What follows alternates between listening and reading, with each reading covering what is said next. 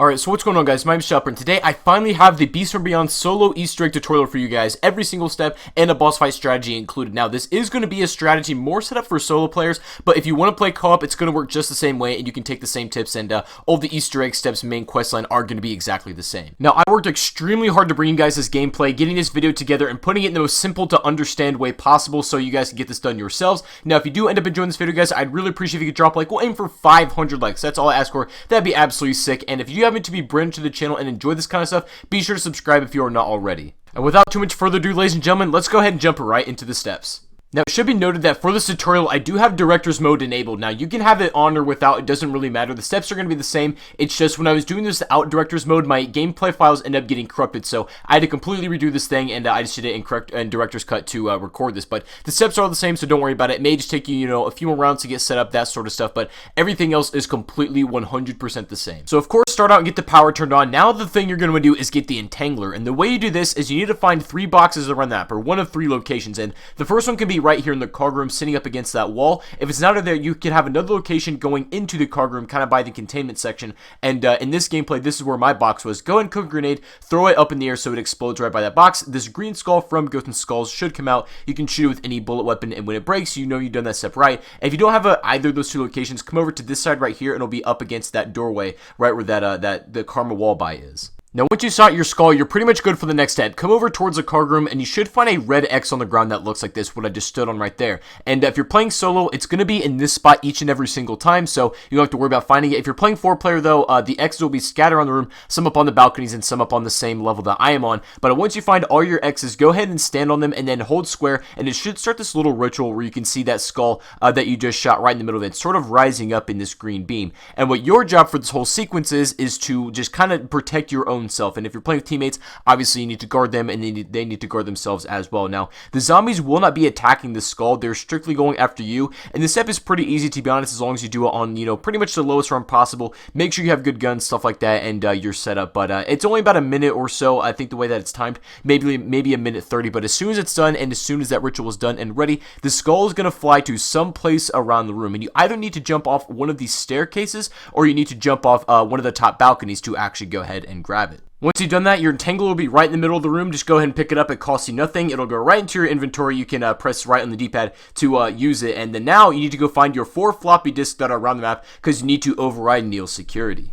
Now, obtaining the 4 floppy disk is really easy. There's 2 of them that you need the Entangler for, and then 2 of them that can literally be picked up just going to Pack-a-Punch. So it's pretty simple. So for the Entangler ones, I'm going to show you how to do this really properly and to get it done fast. Come over to this vent down here, pull out your Entangler, and you should see a floppy disk just past that vent sitting on the ground. You want to pick it up with your gun and then shoot it into the back vent. And this can take you a couple tries because it tends to bounce around, and it's a little bit annoying sometimes, but once you successfully get in the vent like I do here, it should pop out on this side or the other side that's parallel to it, or it can be even like on the upper floor of the balcony coming out of another vent. But if it's not over any of the in any of the locations, go check to make sure that it actually did go through the vent.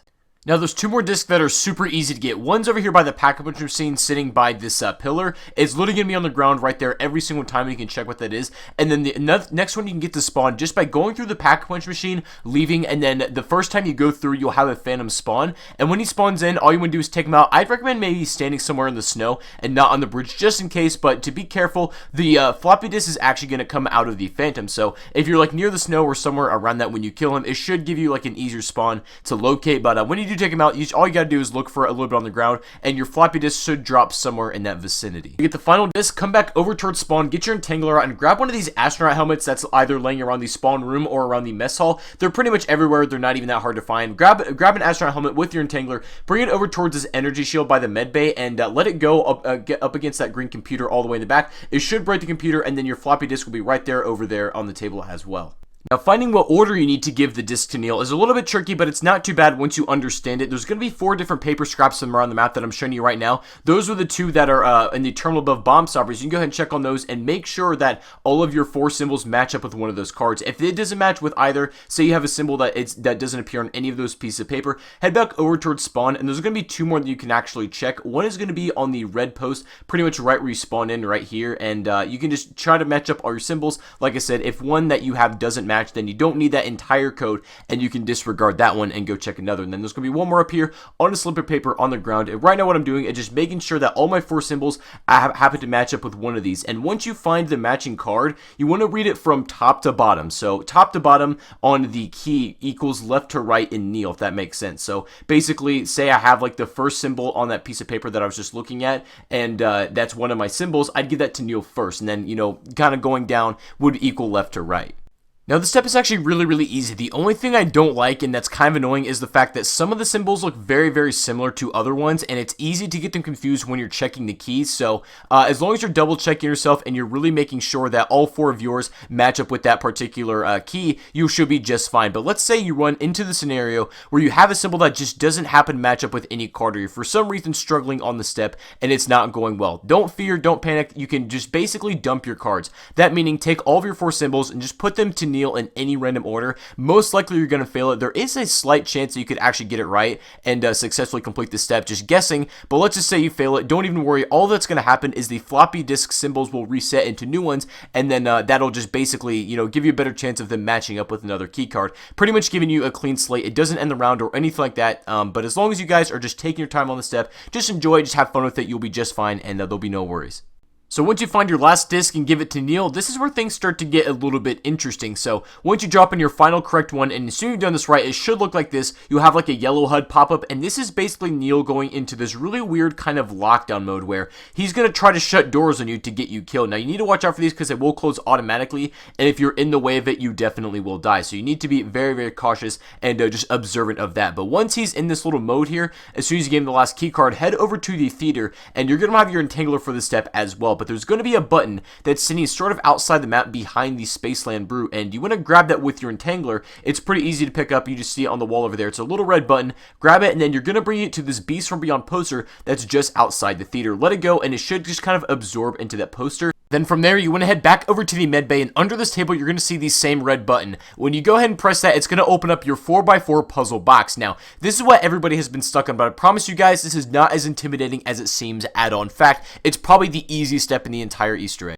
Now, I want to give a huge shout out to my buddy Dubbed Out. You guys should definitely go and subscribe to him. He has an awesome way to do this puzzle. Now, basically what you're going to want to do is take a picture of your original puzzle. So whatever, when you hit that button, whatever your puzzle starts out on, make sure you screen cap it, take a picture, whatever you feel like you need to do, and then refer back to it. And so the handles that are facing upwards in that original picture, you're only going to change those. Now, it doesn't matter what anything else turns into, just the handles that are facing up, you're going to rotate once. And then assuming you've done this right, and you don't touch any of the other handles that shouldn't be messed with, you should get your puzzle that looks like this, and they're all facing up or all facing sideways, depending on which rotation you want to go for. But when you've done that right, your HUD will go green again from red, and then kneel will be temporarily hacked.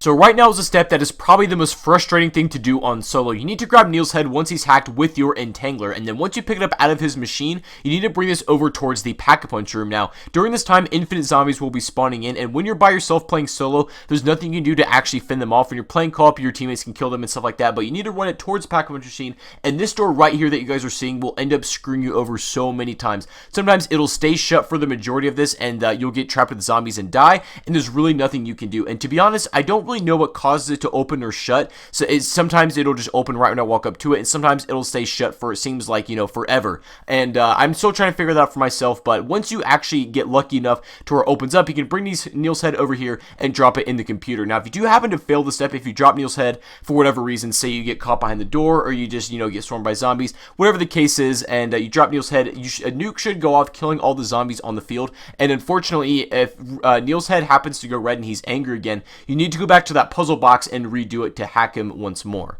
But if you've managed to make it this far, congratulations, you are boss fight ready. But now you need to get set up with all your perks, your fate and fortune cards, and your weapons. Now, I'm going to tell you guys my loadout that I personally think works the best and makes this boss fight as easy as possible. For me, if I have the choice between two guns, I'm going to be taking the Reaver and then the double Pack-a-Punch Kindle. So obviously both guns double packed, but you want the Reaver for the Rhinos. It absolutely tears them up. And then you want the Kindles because it's all around good for just keeping the cryptids off you. Now, if you can't manage to actually get your hands on those weapons, maybe take the Venom X if that's a possibility. I say the Marshals are probably one of the best calls you can have. Really any type of shotgun that's high damage is going to do you well in this boss fight. And then for Fate and Fortune cards, Reanimate is really nice because if you take it down, it's you know, nice to have a little extra pick me up just in case you happen to rip.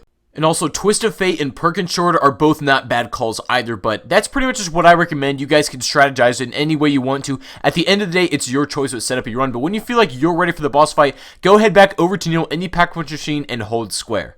You'll be instantly thrown to the boss fight room, and I'll go ahead and break down each and every sequence of this boss fight to you guys and give you a little bit of strategy on how to do it. Now, when you get here, you're going to see this ammo crate, and this is here infinitely, so pretty much you have unlimited ammo during this boss fight, and believe me, you're going to need it. Now, in this first sequence, you're kind of in this little boxed-in area, and this laser is going to run shooting these cargo things with rhinos in it, and they're going to come out and try to attack you. So, pretty much just go ahead and unload on whatever guns you have on them as soon as they break out, and there's going to be a total of 4. So, when those rhinos are dead, now you got to fight off a very small wave of cryptids, because another part of the map will open up. You can see that you can go through this little cargo hold right here to the other side, and when these portals open, you'll need to fight about 20 to 30 of these cryptids, and it's really easy, and this step isn't too bad at all. But when these cryptids are dead, you need to get ready for the next step, and I recommend during this time to get familiar with the layout of the room, because there's going to be 3 terminals that you need to turn off in a sequence order when it's ready. So you'll see these terminals are on, and you need to deactivate them in a certain amount of time. When you're by yourself, you have enough time to just run around to all of them. If you're playing co-op, it's even easier, but you need to shut down all these computers in the correct amount of time. You can see the best route to take to get to all 3 of them, and once all 3 are off, it'll activate the turret in the middle that was shooting the cargo holds that were releasing all the rhinos, and it's going to hit this one.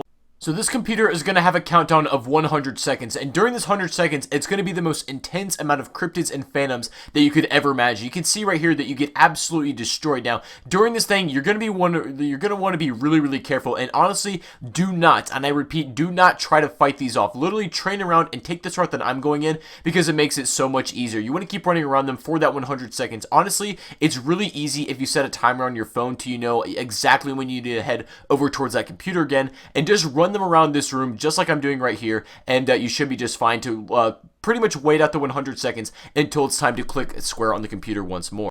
But I'm telling you guys, this step is really hard, especially on solo, so be as careful as you possibly can, but keep running around and just stay away from the cryptids and just everything else until the timer counts down. But once it hits 0, you can go ahead and hold square on this, and now it's going to begin the last sequence where we need to fight some phantom rhinos.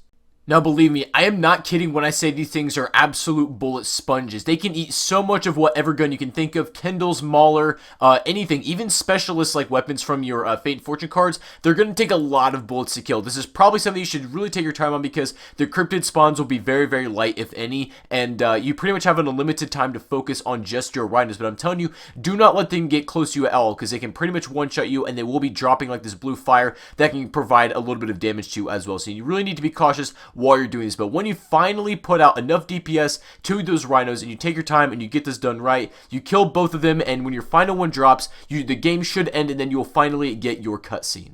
So there you guys go. That is the full solo tutorial for the Beast from Beyond, a DLC 4. Now, I am working on the super Easter egg solo strategy boss fight. You guys know the Devil or the Mephistopheles boss fight. Now, I'm still kind of strategizing on that, and as soon as I have a good thing for that, I'll be making a video on it as well. So definitely make sure you are expecting it, but that'll be in the works. Make sure you guys subscribe for that. But other than that, guys, that is going to be the video for today. I hope you enjoyed. If you did, definitely drop a like, subscribe if you do happen to be brand new to the channel, and I will see you guys in the next video. Peace out.